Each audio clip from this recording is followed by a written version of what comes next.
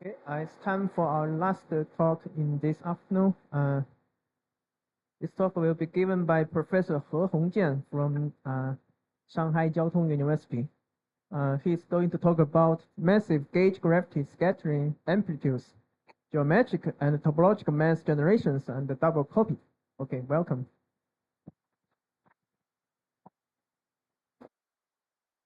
It's my great honor to be here for this talk. So first thing, I will certainly thank the organizers, especially Professor Yao, for creating this great and inspiring conference, and which brings many different physicists from different branches, different areas together to exchange and discuss. So it's my great honor today to give this talk, especially for this audience. I will talk something about our recent studies in connection to the massive gauge and gravity scattering amplitudes, and in connection to the mass generation, either geometrical or topological. So let me start with a brief review. And this slide, I'm trying to emphasize the conventional understanding of the so-called new physics normally refers to the discovery of the new particles.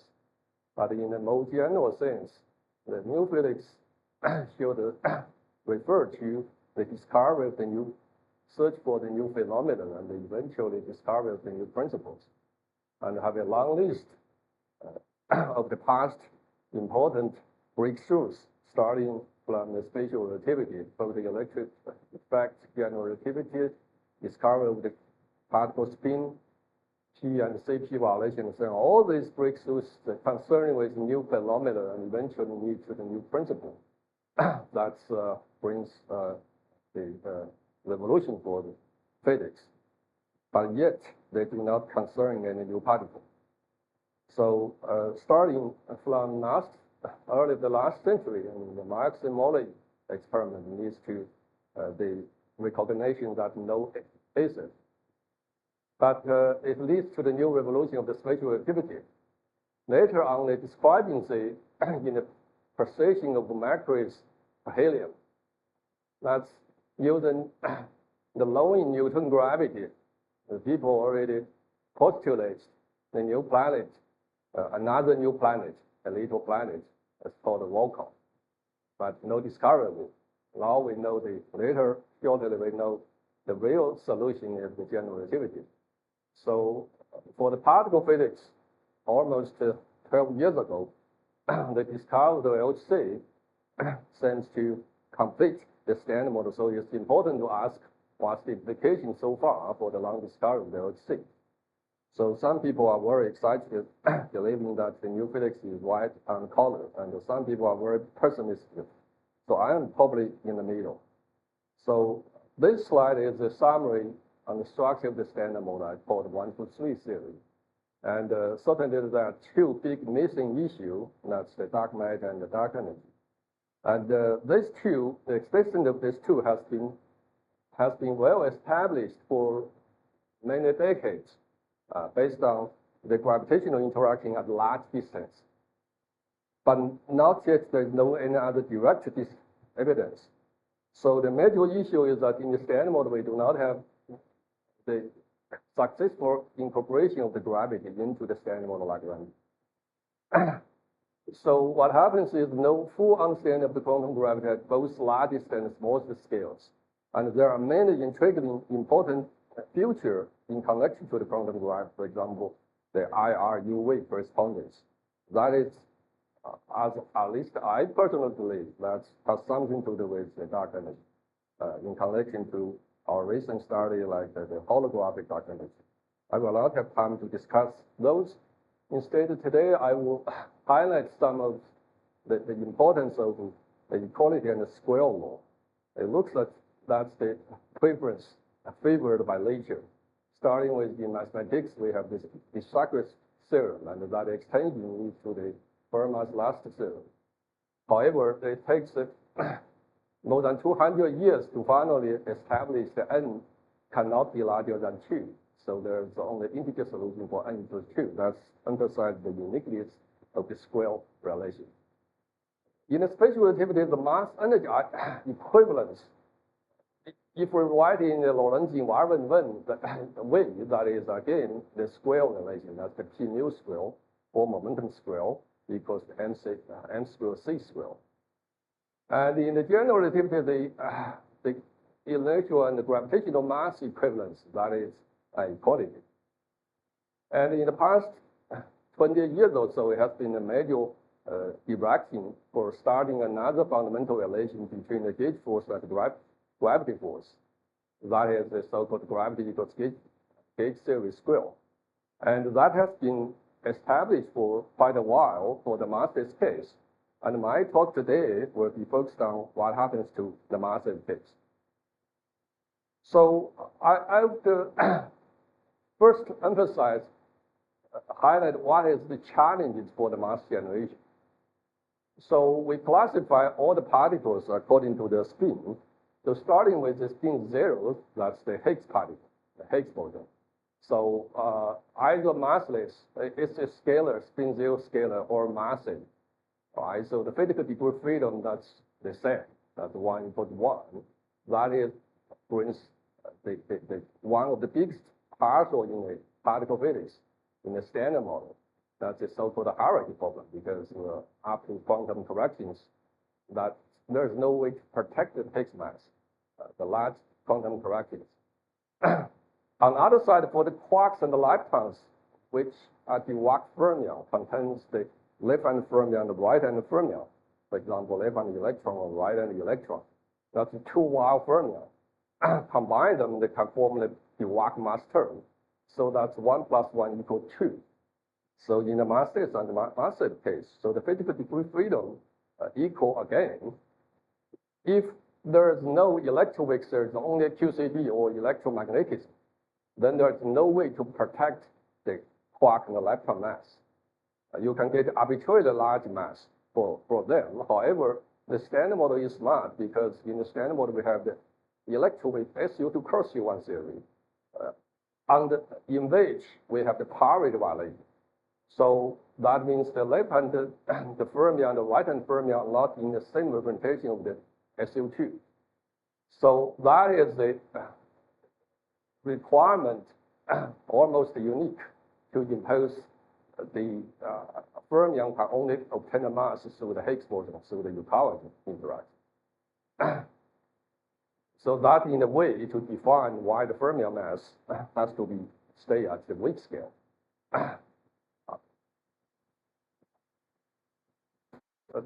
That in a massless case, I mean, in a massive case, for example, electron, we have the left-hand electron and right-hand electron, I call it psi L and psi R.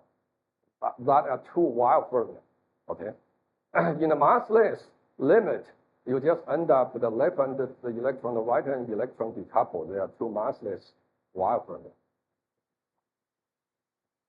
No, it's just the mass term. This mass term has a smooth massless limit. When you take this limit, the physical degree freedom does not change. The same thing happening for the Higgs boson. So that's the one of the biggest motivation, the partial in the standard model, so-called hierarchy problem. So there's no way to protect the Higgs boson mass after quantum corrections. That Higgs mass will be brought up to even Planck scale. So that some additional motivation for supersymmetry, whatever, to resolve this so-called hierarchy problem. So the fermion so far sounds okay, as long as we accept the fact that in the standard model, the parity is violated, and the left-hand fermion and the right-hand fermion are not in the same representation of the weak interaction.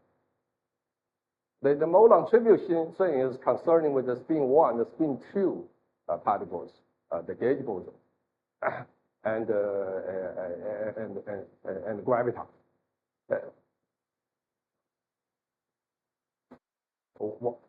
Explain more on what? Spin. Oh, what is spin? Oh, sorry, you don't know what is spin.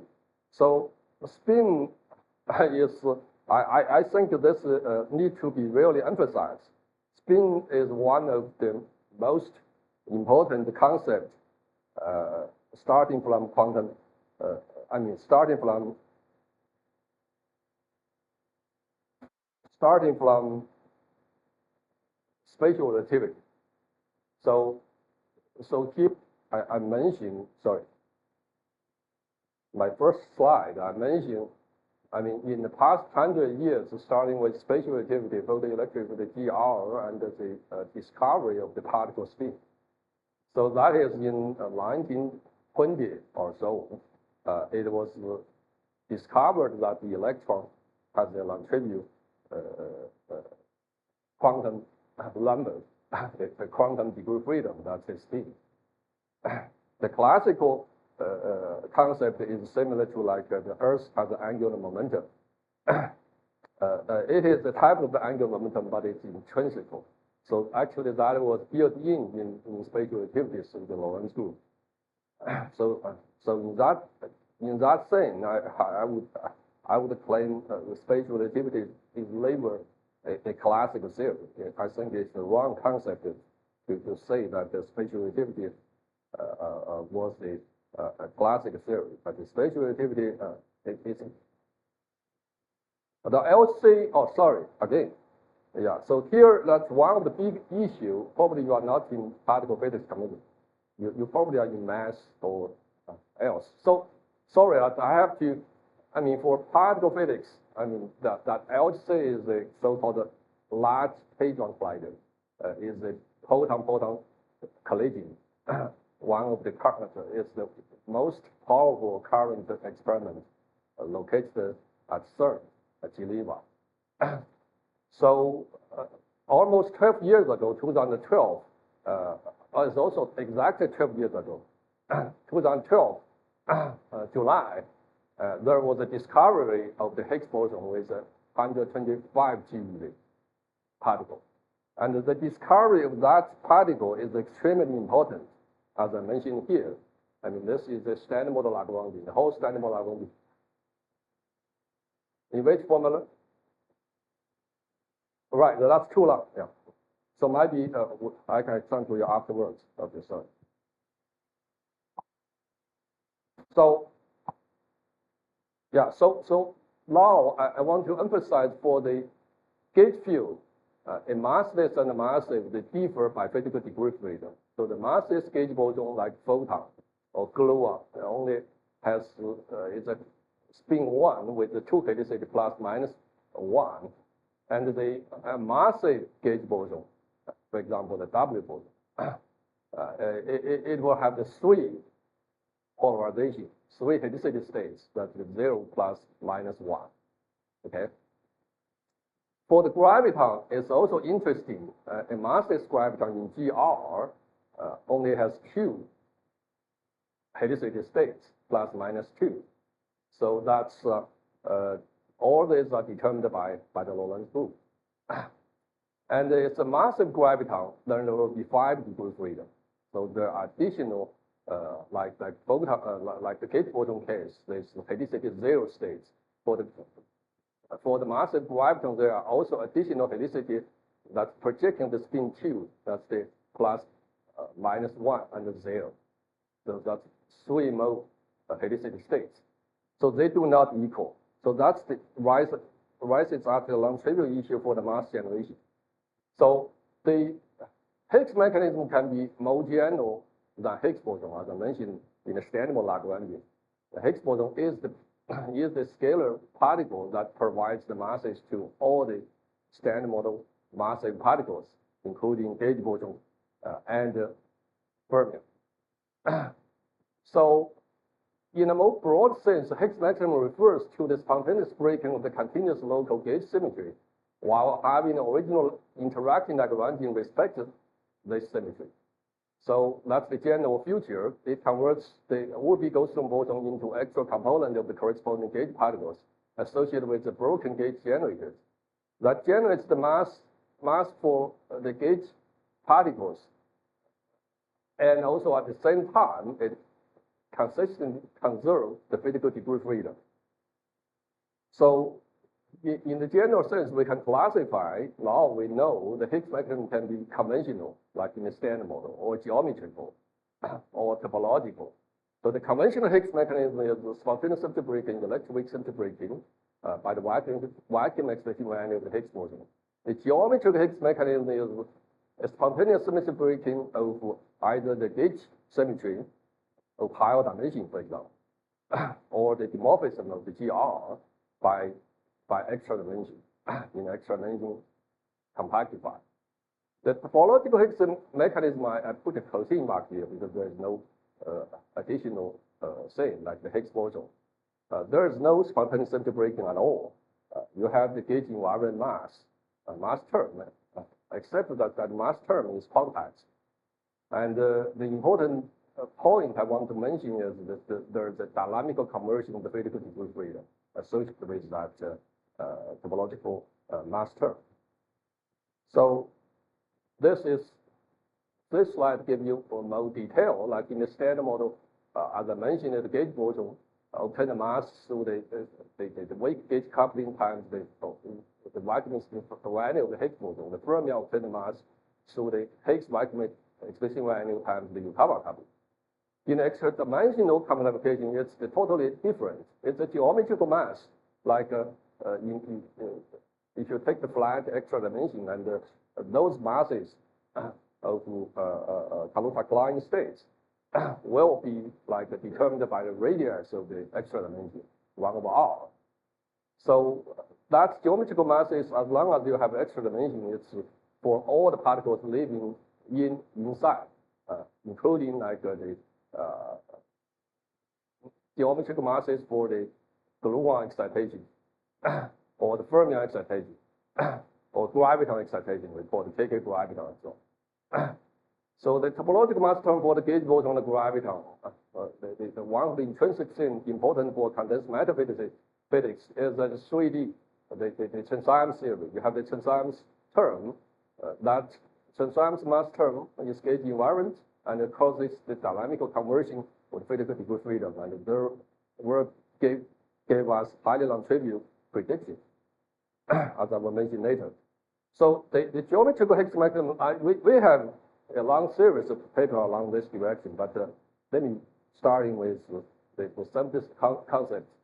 So the Kaluza-Klein compactification of the extra dimension is to a massive KK states, including the KK gauge boson, the KK graviton. That's the most important thing. And those KK states obtain the geometrical masses by compactification. If you want to compactify any extra dimension, I will show you shortly. It's an intrinsic consequence to get those KK excited states, which are massive with a geometrical mass. And that compactification is through the spontaneous gauge symmetry breaking, right?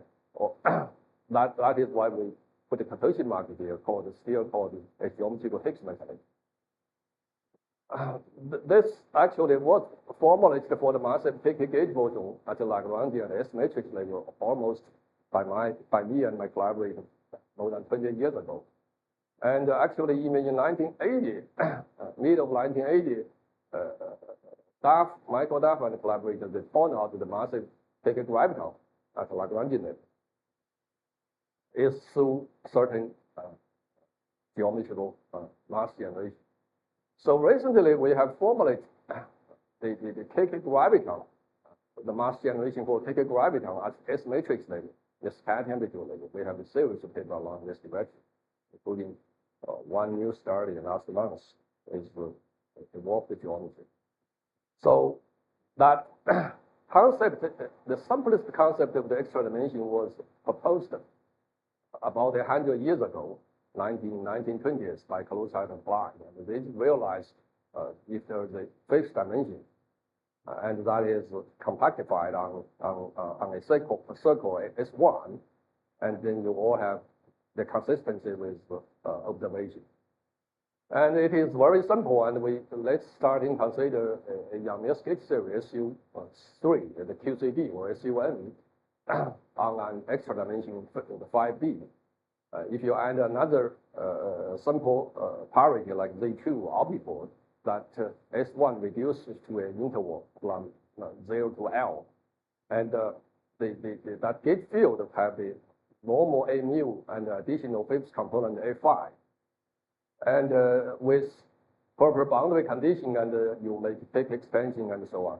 And certainly there will be a very general consequence, that is the 5D masses theory, the P's will vanish, 0. But it's the 4D momentum square minus P5 square. The P5 is quantized due to the boundary condition. So that is why we have effectiveness in a compactified space-time, 1 plus 3 dimension. We will see a Kaluza line tau with R n over R.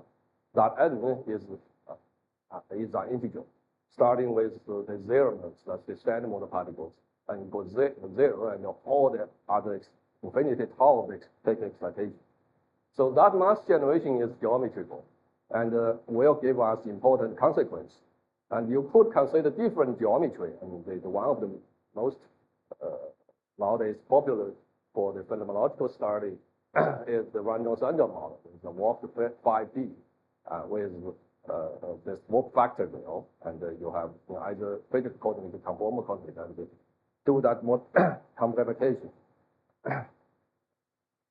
So for the gauge field, we make this boundary condition and take the expansion, and you can actually fix the gauge. So the, for example, 5-dimensional QCD, you add up a gauge fixing term because it's gauge involved in 5D. So in 4D, then you will find those KK excitation states. The massive KK states have a longitudinal component and 0 scattering amplitude, and their corresponding the fixed component become to be a kind of the ghost model. Actually, it's absorbed into the longitudinal component A5. There is a dynamical conversion, this so-called geometrical Higgs mechanism underlying this compactification.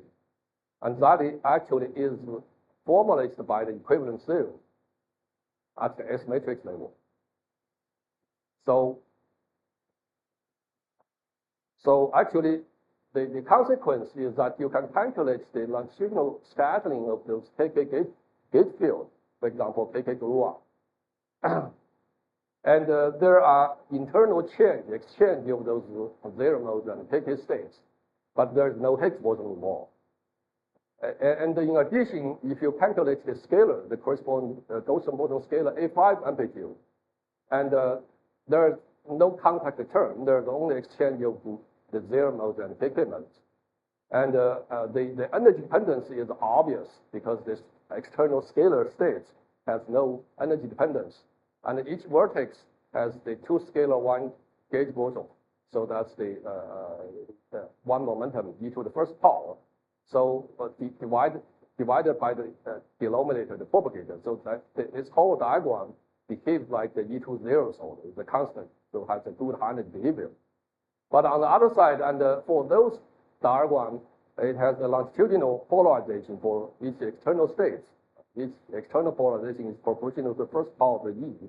So by simple power counting, that's the e to the 4th power. The similar thing for this type of a diagram. And then you will find all the e to the 4th power. Here I characterize by e over m, so that's x to the 4th power cancel out. And then you end up with those e squared terms left here. But again, due to the Jacobi identity, all those e squared terms geometrically canceled out. So this is totally different from the standard model 0 modes with the Higgs boson exchange. So now in a more general formula, you calculate, for example, the 4-point gauge boson scattering and the KK gauge boson longitudinal, and it corresponds ghost boson A5 scattering amplitude. And these 3 group factors satisfy the color Jacobi identity. And if you require the e to the 4th power and the e squared term cancellation in general, and those that will impose the sum rule condition for the cortical and the cubic gauge coupling. And that is a condition given here. And this general condition can be verified for each given extra-dimensional model, for example, a flat 5D model or a Mandel-Sandra model, can verify this explicitly. And finally, at the e to the 0th order, these two amplitudes we want to establish their equivalence. And that equivalence give you a condition. And that equivalence,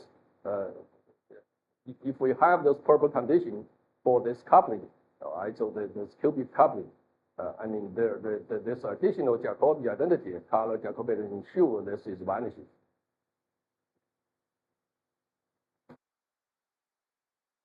So lately we found that there are even simpler things. Just calculate the 3-point amplitude. That's the 2 longitudinal gauge portion, 1 transverse gauge portion.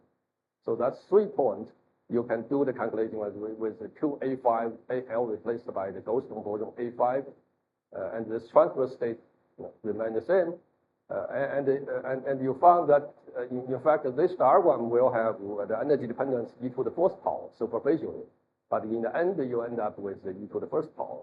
It's the same as this Goldstone amplitude. So there's actually, so 2 longitudinal external states, so E square with the coupling of the E, so that's the E cubic. And on this side, it has to be cancelled down to the E to the 1st power. And also the lowest order of the E2 residual E to the 1st power term have to be equal on both sides, and this is reflected by this coupling mass condition, a fundamental condition given here. And this, again, this condition can be proved explicitly for each given model. And finally, we found that the endpoint peak amplitudes, right, and the corresponding equivalence between them can all be reduced to this most fundamental 3-point amplitude and condition. So that actually is the simplest amplitude I have ever computed for new physics. Okay, so extremely simple. So the graph here lay out our strategy. So now we're starting with the 3-point gauge model amplitude and their equivalence theorem. You can reconstruct the 4-point, as I mentioned earlier, and those identities, I gave you here for the 4-point, can all be reduced back to the 3-point. And then through the double Kobe, I will mention later, and you can, through the 3-point gauge model amplitude, you can construct the 3-point graviton amplitude, massive graviton amplitude. Then from the 3-point graviton amplitude, you can construct the 4-point or even higher point graviton amplitude. And those 4-point or higher point graviton amplitude is, in high energy limit, is connected to the 4-point or higher point gauge portion amplitude through the double Kobe. This picture generally for any experimental model, but for the warped case, this is confined in this high energy limit. This can be explicitly established. So, next topic is I space to further discuss the geometrical case mechanism for the bigger graviton mass energy. Now I finish the gauge portion have for like the bigger gluon and so on. Any questions?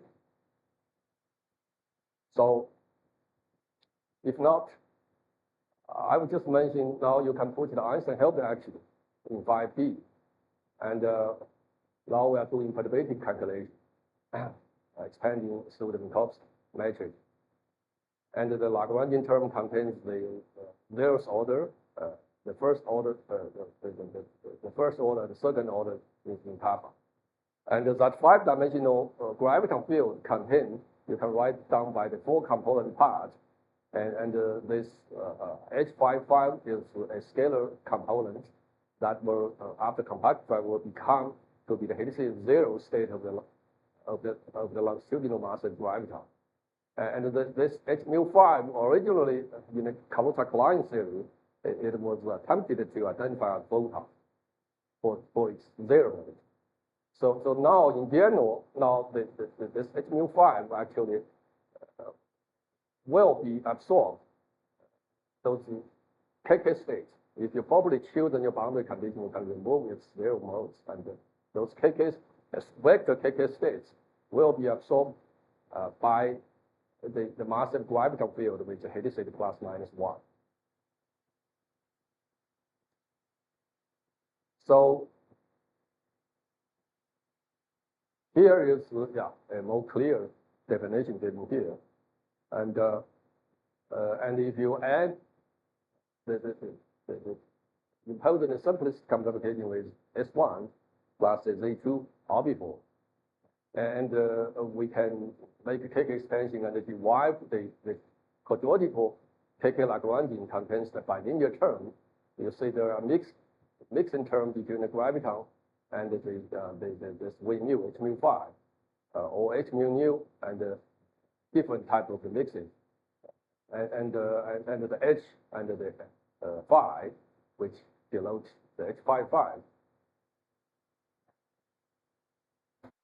What? Oh, M is a mass. Is the KK mass for graviton. Okay. So then we need to fix the gauge because we are starting with a gauge invariant theory, only compactified on the boundary. So that gauge friction term is a generalization of the zero modes massless GR gauge friction. So that's will contain additional thing inside, which those, especially those ghost tone fields, which are important. So then we gave this non-trivial graviton, massive graviton propagator. And it contains this physical pole and some additional unphysical pole shown here. So the interesting thing is that we can take a Feynman gauge. So that propagator has been greatly simplified. That simplify, you see the numerator, right? So it's very simple. It's like the GR, massless graviton, except in the denominator we have a mass term. On the other side, when we take this precise gauge friction parameter go to infinity, we go to the unitary gauge, and we recover the numerator. This is the massive graviton propagator, right? More familiar for the people playing with this massive gravity before. So we have the minus 2/3, that famous coefficient. So then the non-trivial thing is for our case, the KK gravity propagator, you can take the massless limit. That's the smooth limit. You end up with like a Feynman gauge, this propagator. This is precisely a massless graviton propagator in GR. Okay, with this coefficient of 1 minus 1. Okay. Eta is the Minkowski matrix. The delta means the KK index of the propagator has to be the same. The N and the M has to be the same. So the conventional massless graviton propagator, I mean, this is conventional graviton masses in GR. You can take the Feynman gauge. So that's the conventional graviton propagator in Feynman gauge. We compare these two. They are exactly the same, except this trivial factor delta and M for the KK index. So that means the KK theory has a consistent mass generation, and it has the smooth masses limit without the so-called weighted discontinuity. I mean, conventionally in 1930s, there was the famous work by Fields-Pauli. They added it for the first time under the Lorentz invariant mass term for the graviton in GR. And then if you derive the propagator, you will have this very strange numerical factor coefficient, 2/3, getting here, in comparison with this massless case. So if you take the massless limit of this propagator, that will later reproduce the numerator. So that's called the Van Welterman Zaharo with discontinuity. So that discontinuity actually now we know is an indication of the inconsistency of all this type of the Fields-Pauli type gravity, massless gravity. It has been well well popular, widely applied in gravity field for the people studying gravity. So, but however, this is inconsistent. The reason for that discontinuity is because the massive graviton has a 5-degree freedom and the mass is 2. The 5 does not equal 2. However, for the KK case, that geometrical Higgs mechanism ensures, I mean, we're starting with the massive graviton and we go back to the massless limit. That means you take the extra dimension to be extremely small, decouple all those KK states. Though then that massless limits will recover, I mean, the Goldstone boson absorbed, I mean, this H mu 5, H 5 absorbed by H mu now is released to be the massless physical component. So that's the 2 for the original 2 for helicity plus minus 2, and the H mu 5 is given here plus minus 1, and the H 5 is the scalar given here. So that's 2 plus 2 plus 1 equals 5. So that also singles out the contract line complementation as the truly consistent theory for massive gravity. And that geometrical Higgs mechanism can be, I mean, through the computation can be formulated through, now we call it the gravitational equivalent theory with type 1 and type 2. The type 1 is basically tells you the helicity 0 longitudinal graviton state amplitude in the high energy limit will equals to that H55, the scalar component, which was eaten by through the computation by the H mu. The type 2 is saying that we can calculate the physical gravity amplitude with helicity plus minus 1, helicity 1 amplitude. And that in the high energy limit will equal to the corresponding H mu 5 amplitude. Here I use this rotating wave to denote H mu 5. So that's the vector Goldstone boson amplitude. These two are equal. So that also brings up the important consequence. That means the high energy behavior of this such KK theory is much, much better than the conventional field Pauli type of massive gravity or any other massive gravity. For example, if you do power counting and the n longitudinal graviton amplitude with helicity 0, I will have the energy dependence power that's n plus L plus 1 times factor 2. The L is the number of the loop. And then corresponding, because of the equivalent theorem, this 2 amplitude has to be equal, of course, including the energy dependence. So the endpoint phi, the H55, the Goldstone amplitude, there is no external polarization. So that energy dependency is simply L plus 1 times 2. And that difference means the energy cancellation involved in the longitudinal amplitude endpoint. The longitudinal amplitude has to be by a power, energy power of the 2n. Then for the helicity 1, again, that the cancellation is less severe because it only involves the vector Goldstone boson. Here it's a helicity plus minus 1, and its external state has a polarization energy dependence of 1. So that is cancelled by a power of the e to the nth power. And finally, we can also calculate the KK gauge boson amplitude.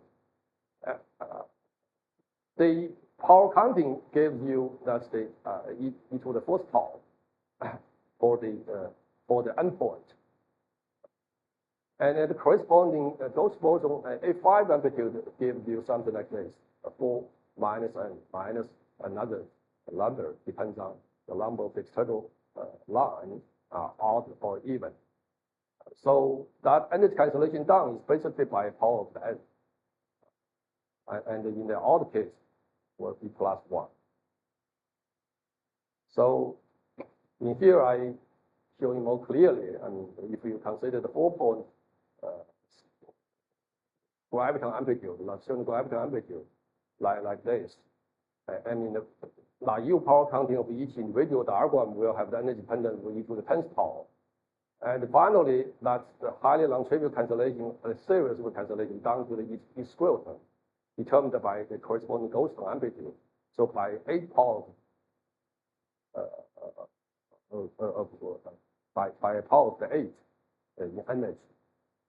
And later I will mention that actually is connected to the double copy of the gauge boson, because gauge boson is cancelled down by 4 for the 4 point. So 4 times 2 is 8. So basically that is determined, back to this picture, is determined, the gravitational amplitude is determined by that and its calculation involved, so the double copy is determined by the corresponding gauge boson and its calculation.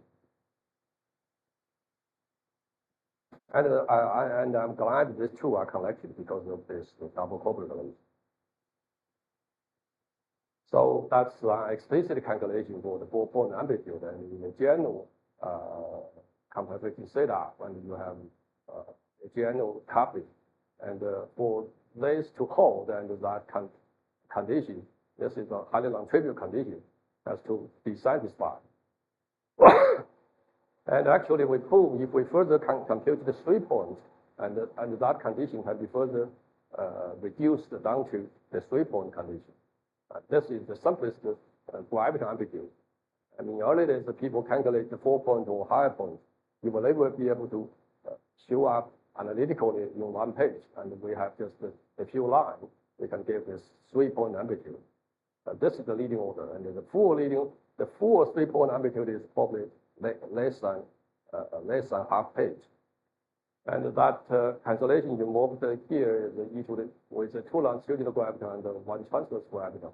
There is e to the 6 cancellation to the square.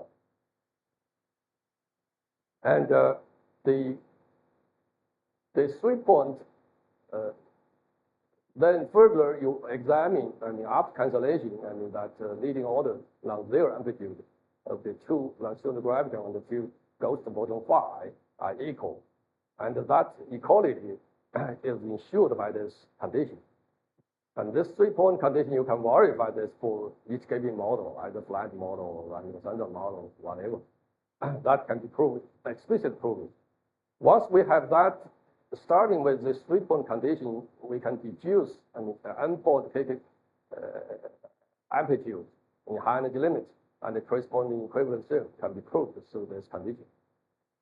And in here, the graviton case, we have the cancellation of the e to the 6th power to e squared. And for the type 2, that means the graviton has a helicity plus minus 1. The corresponding vector goes on both ways getting here. Again, we can verify this equivalence at 3 points. And the corresponding condition is getting here. And that involves the cancellation to the 4th to e squared. That can be now well understood. So this is the schematical summary on the whole business we are playing here. Now we can start with the 3-point gauge boson, take a gauge boson amplitude, which I'm making here, or the ghost boson amplitude. So that reducing or constructing, you can construct the 4-point. The 4-point amplitude will be, that equality will be reduced to 3 points. Because this is the most basic relation. And then, so the double copy for the 3-point and 4-point, you can get the corresponding 3-point graviton amplitude and 4-point graviton amplitude, or even higher points. So now I move to my last talk on the double copy. So that might tell you, starting with the QCD amplitude, the Zulu amplitude, to get the graviton amplitude. And this has been a major evaluation for amplitude error. That was established for quite some time ago, at least the BCG, the QFT setup was 2008, and the KLT formulation was establishment analyzing the closed and open string amplitude, and with this relation in the low energy limit. And that was proposed in 1980s. So almost take 20 years, the people realized that such a double copy relation can be realized in QFT. But so far, I mean, they are all discussing the masses case. So we are asking, I think, an important question is what happens to the massive closed line theory?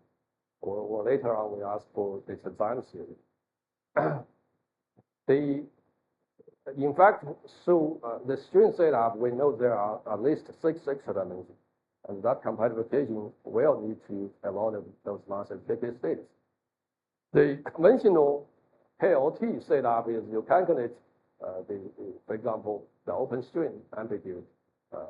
You get the closed string amplitude expressed in terms of the product with the open string amplitude.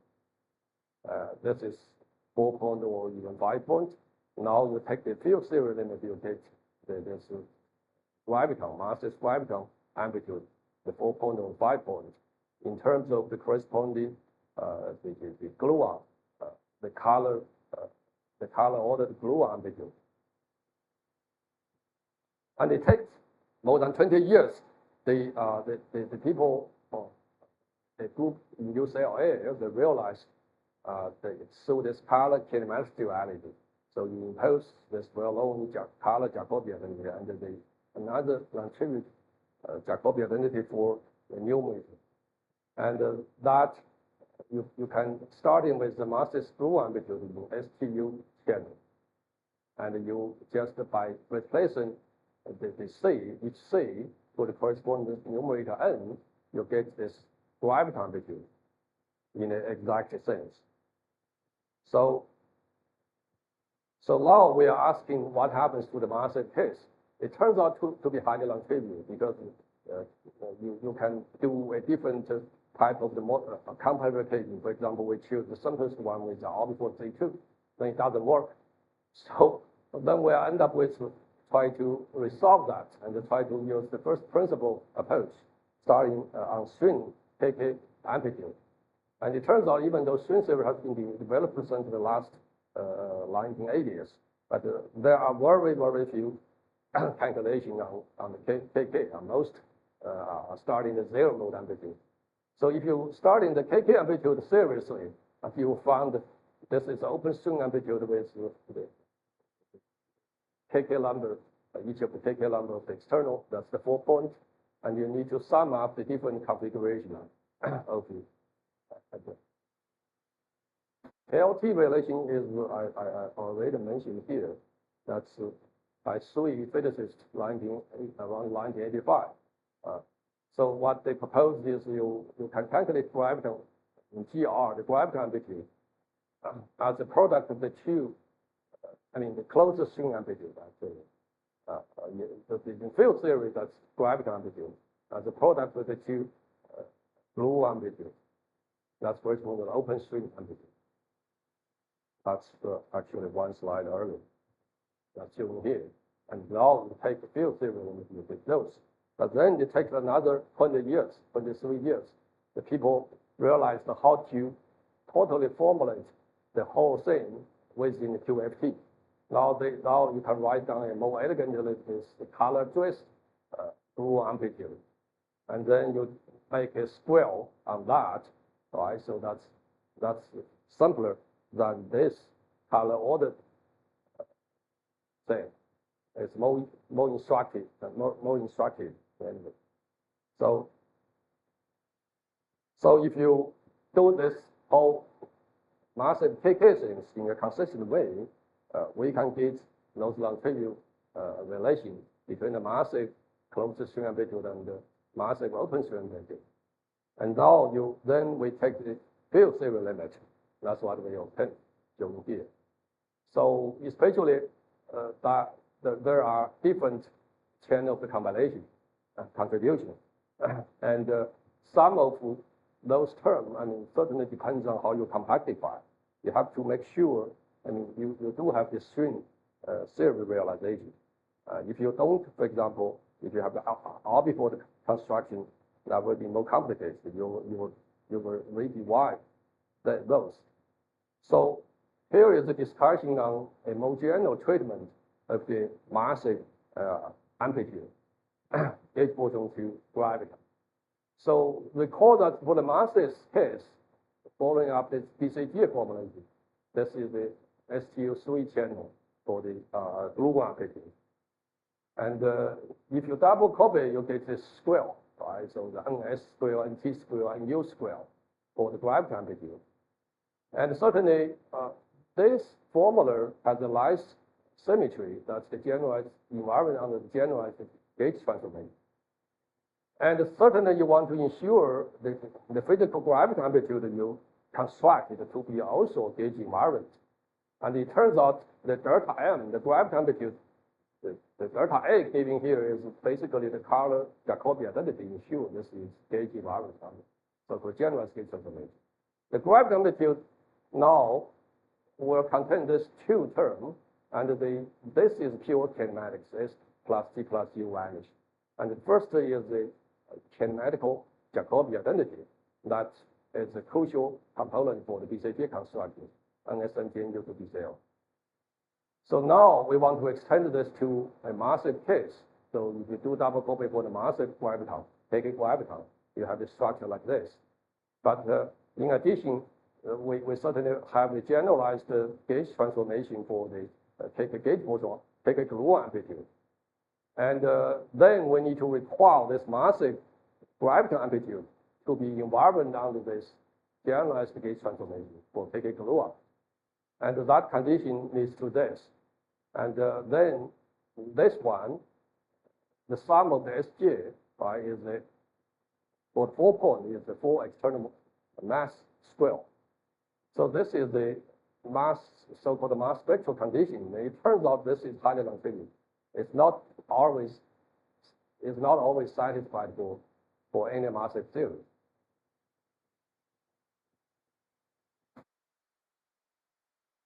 This is the summation of this KK. Oh, sorry. This is the kinematic index. S1 is S, S2 is T, S3 is U. Okay. So this condition turns out to be highly non-trivial. Not all of the massive theories would satisfy. For example, the field Pauli type of the theory, the people tried very hard with this so-called DRGT construction. They make this work for the 4 point, but then for the 5 point, it fails. Because that is they're starting with the inconsistent massive gravity theory. So now we want to ask, starting with this 4 point spectral condition, how to solve it and what's a solution. But certainly we can take the flat 5D toroidal computation on S1. Then we can straightforward to verify this condition, right? So you substitute because each mass is proportional to take an index. So you end up with this N1, N2, N3, N4 sum to be vanishing. This is nothing but just the KK number combination. That's the basic momentum combination. That can be ensured if you do a toroidal computation on S1 with the periodic boundary condition. But however, if you have the orbifold computation or with this warped 5D RS construction, that do not naively apply.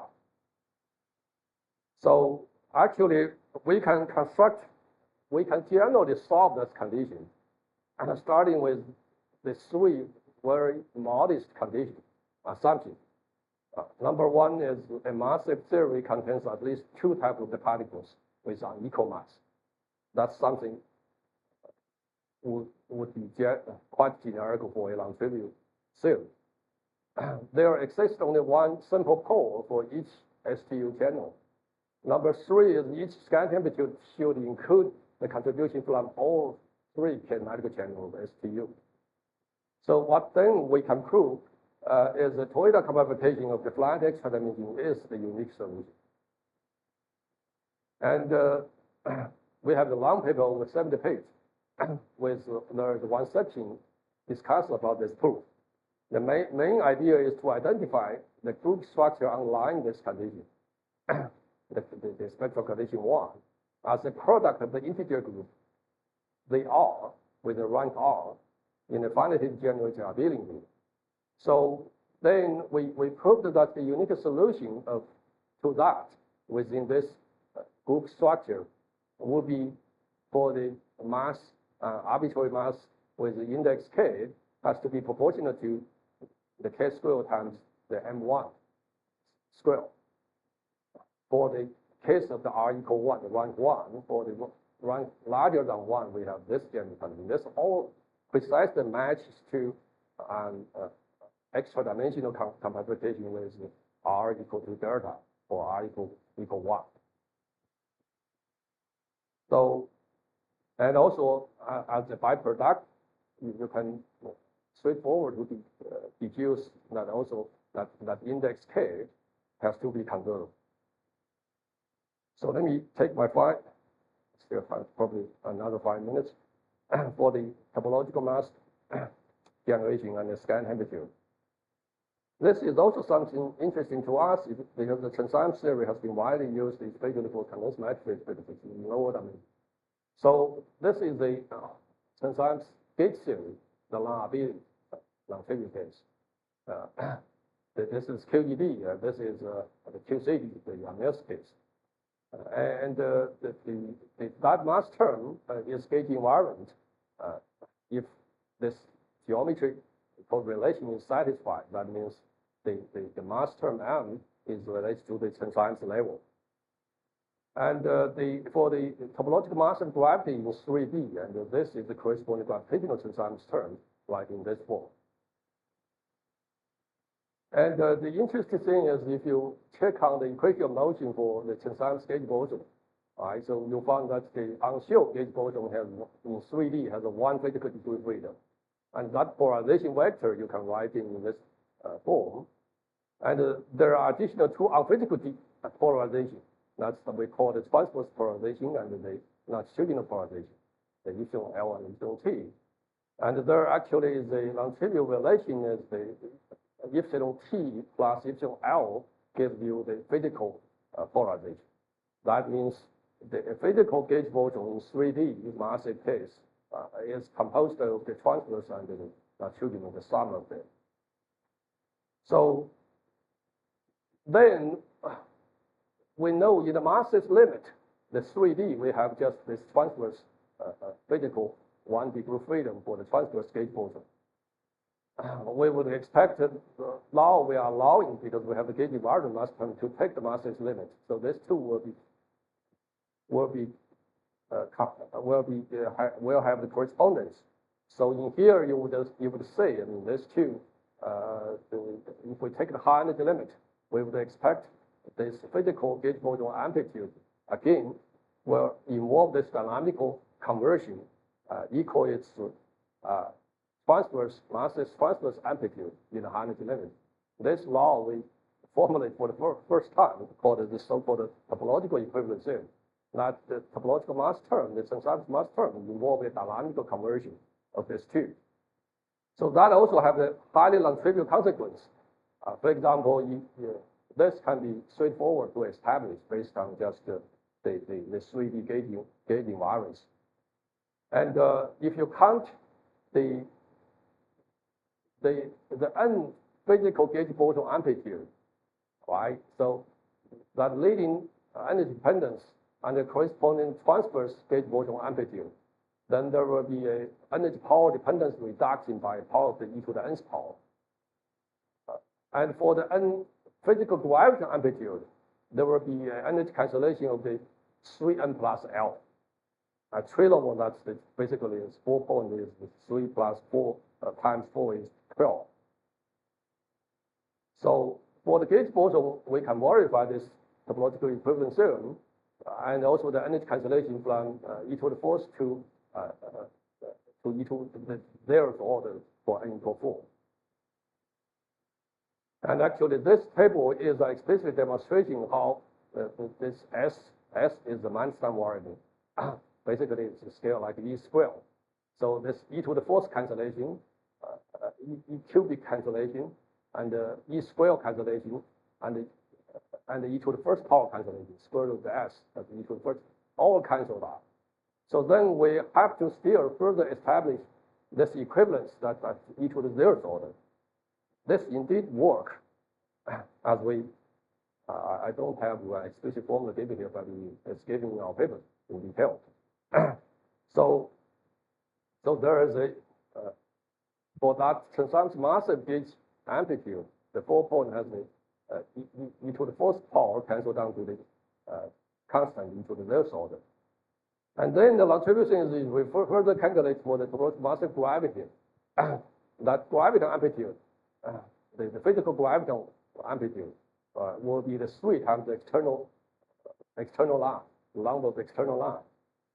If it's 4 points, so that will scale like e to the 12th power. So that's now we can make a double copy using the 10 times gluon, the 10 times QCD with the gluon, massive gluon amplitude, without any Heinrich expansion. And now you make a double copy to here, and then you make it for the 4 graviton, physical graviton, gross massive graviton amplitude, and you make a Heinrich expansion. It turns out the leading term is not the E square, right? Is the square root of the S is the E to the first power. So then we have the highly longitudinal, totally different from the KK series.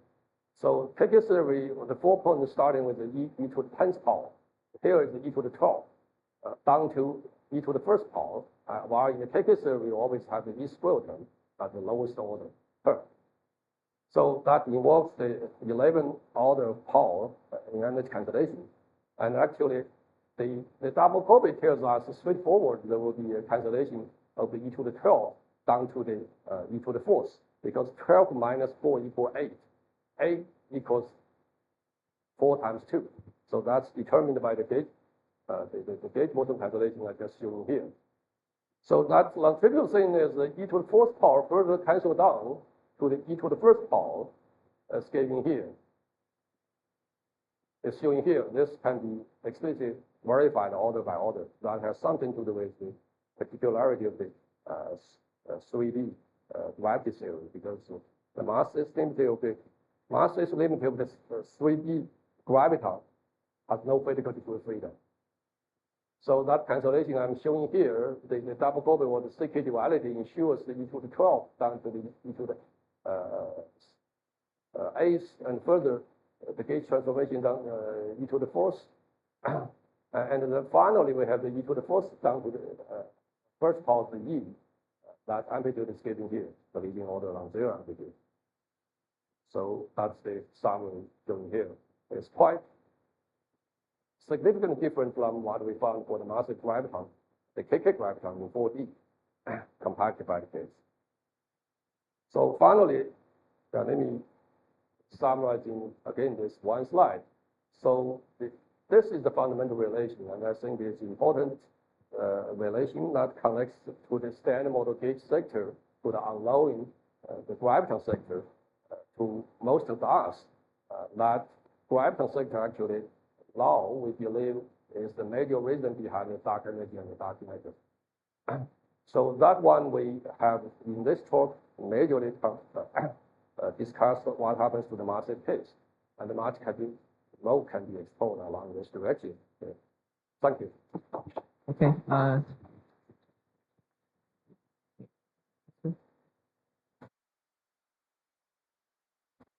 There is another mechanism of mass generation without involving any symmetry breaking within an anomaly-free symmetry group called the symmetrical mass generation. Can you comment on its relation with the geometric and topological mass generations? Geometrical versus the topological, yes? No, I mean there is another mechanism of mass generation called symmetrical mass generation. Symmetrical mass generation. Without involving any symmetry breaking within an anomaly-free symmetry group. Anomaly what? Anomaly-free symmetry group? Abelian-free. Anomaly-free. Anomaly-free abelian group. No, anomaly-free symmetry group. Anomaly in what context? What is the For fermions. For fermion. For fermion, what? For fermion mass generation? Yeah. Yeah, probably. I'm not familiar with what you are talking about. So, in the beginning of my slide, I mentioned in one slide for the standard model fermion comment here. The standard model fermion has the left and the right hand components. It's like a Dirac fermion has both left and the right hand component, and each left and right hand component is a wild fermion, and you can form up. In QCD, you can form up a quark mass term, right? the gauge invariant quark mass term, the Dirac mass term, which is gauge invariant, which is totally allowed, and it can be arbitrarily large actually. So you can also take the mass sensitivity in QCD. But however, in the whole standard model, we have S22 cross U1, and the left and the right fermion are distinguished by parity, by weak interaction. So that forbids us to formulate a tree-level Bell mass term for quarks or leptons.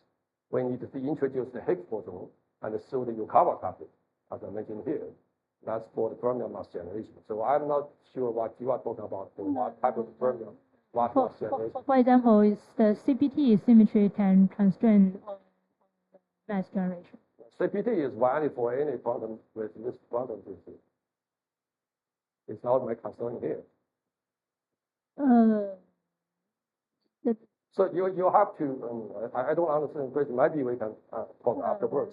Because I'm not sure what the fermion you are talking about and what is actually referring to. I mean, here what I'm talking about is standard model quarks and leptons. That's all the only lone fermion we have so far. I didn't comment on neutrino mass. Neutrino mass would be, for example, the Majorana term. So hi Professor, and I think this talk is very beautiful. Like formulas is beautiful. My question is, so I'm interested in the formula for standard model. In what? Formula for standard model. Oh, for the standard model. Yeah, I think it's too complicated, and I wonder if there is any. The formula for the standard model is too complicated. Yeah. The formula for the standard model is given here. I think it's simple. Oh, you think it's simple? Probably not simple enough. Yeah, I think it's in 4 lines. I think it's not simple enough. I think simple formulas may be 2 lines in 2 lines. Sorry? I think when we have 2 lines. Yes, most less than 2 lines is simple formulas. Okay. Yeah. Sorry? The picture. So you know, in math class we don't see like 4 lines equation. Yeah. I mean, I know people complain. Complain the standard model is not simple enough because, for example, the Yukawa coupling here, you have each different Yukawa coupling for every given fermion in the standard model. It's not a single one. I mean, I'm discussing with my friend Bob Holden the other day over dinner. I mean, probably I think the Yukawa coupling is interesting because that allows we have a wide range of the masses for the fermion, starting with the electron and the proton, the U quark and D quark, and the heaviest one is the top quark. That generates the rich flavor physics. Okay. And I wonder. Even though, I mean, but however, I want to emphasize, I mean, when I was student, the people emphasize the Yukawa coupling are unnatural because it's too arbitrary. But the Yukawa coupling we have to accept it's, I mean, within the 4-dimensional standard model, renormalizable up to dimension 4, that Yukawa coupling is the fundamental coupling, is the fundamental interaction. I'm also extremely fundamental.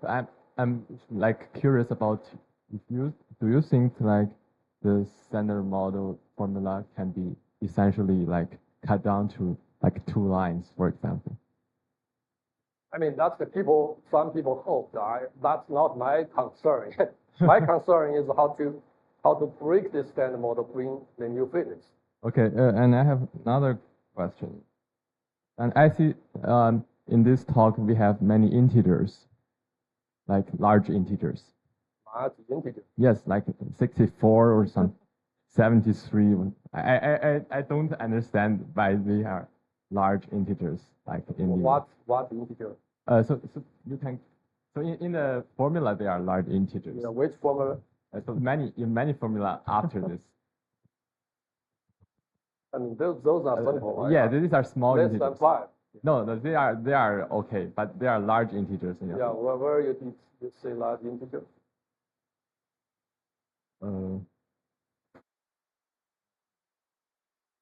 Okay, I think this question is meaningless to answer. Okay. Is there any other question from other people?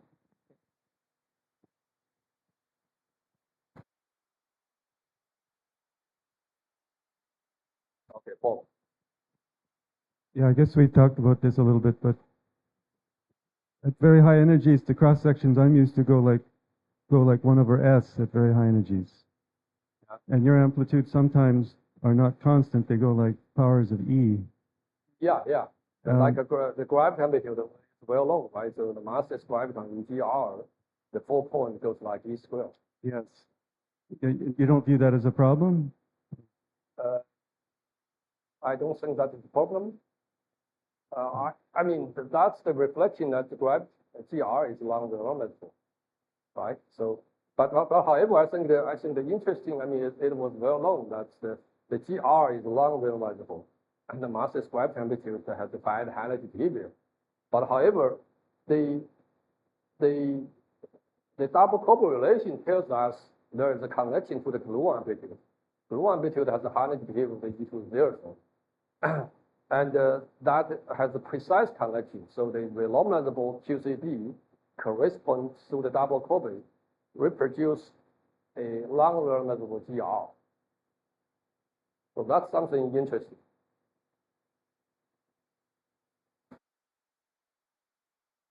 But you're saying that's not to be extended to extreme high energies. You're just reproducing the GR result, which is... Yeah, right now I'm talking about like in this QFT framework, it's basically well below Planck mass.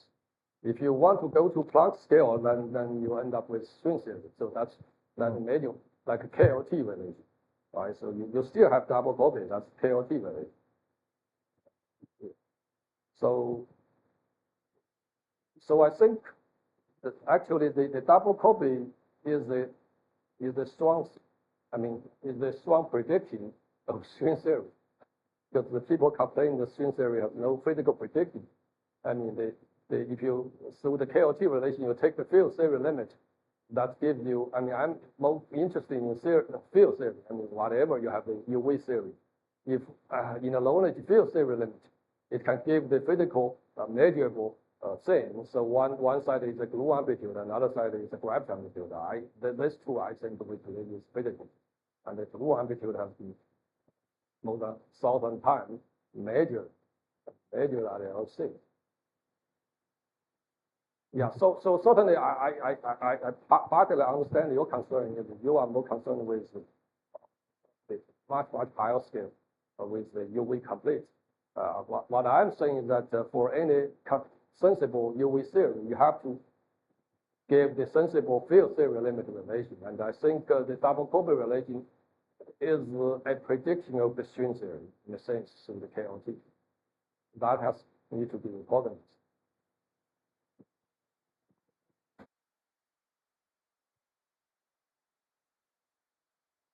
Yeah. Even though calculation is harder. On the other side, in field theory, there's in some SUSY type of the gauge theory, supergravity theory, this has been established after the follow order.